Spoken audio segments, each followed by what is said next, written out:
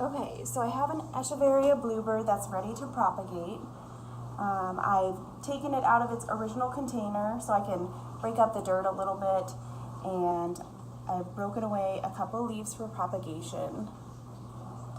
Like clean edges, intact, no rips or tears, there's no chunks of the stem attached to them, or if there is a chunk of the stem, it's not a very large piece because you want to protect the stem as well.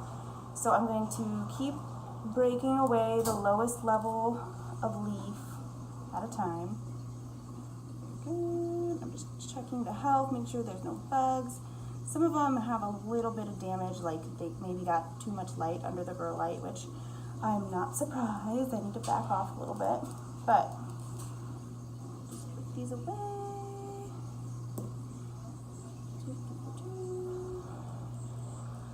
They're curling so much, they like the sunshine. Got a bigger chunk of stem off that one, but I'll try to be more careful.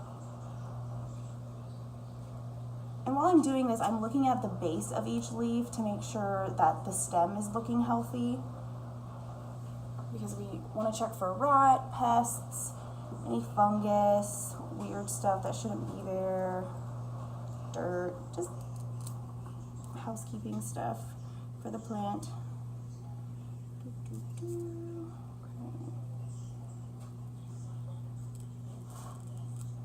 These are ready to come off. They just snap off. You can feel it. Okay. I'm gonna do this one, maybe another one, and I think that'll be good. They just look so healthy. I don't want to take away its coat of armor completely. Very good.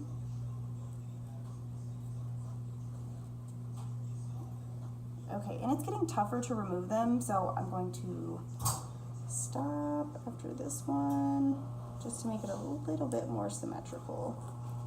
Okay, because those ones, see how there's like a chunk of stem attached?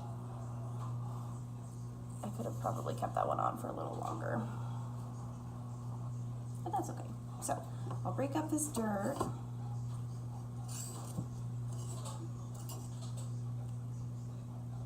And I gently blow on the soil to see if there's anything crawling around, because that is how I've discovered crawlies the best. Just like stir them up a little bit. So the soil is healthy. There's a little bit of like twig in there. There's some perlite mixed in. And I also mixed in a systemic granule pesticide to prevent bugs. Not the full amount, but just a little bit. Because I try to keep my plants bug free anyway, so I'm not putting infestation into it. And I do have the bottom 20% of this pot filled with rock that is about like this size for better drainage. And so I don't have to use as much soil and can expand as I need to. So I'm going to cover these roots with soil. And I had a depression in the center of the pot all ready to go for the bulk of root. So I don't want to remove too many roots, obviously, because that's what allows the succulent to take in water and nutrients, plant's veins. So I'm going to tap that down.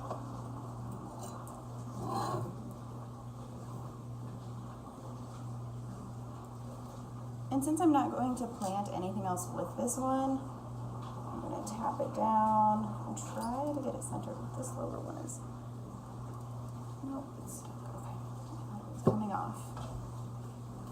All right, and there you go. That is Echeveria Bluebird.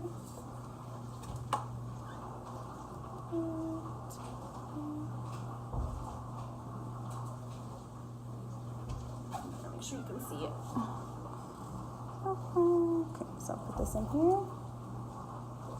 And I will wait probably about a week before watering, just to give it time to adjust.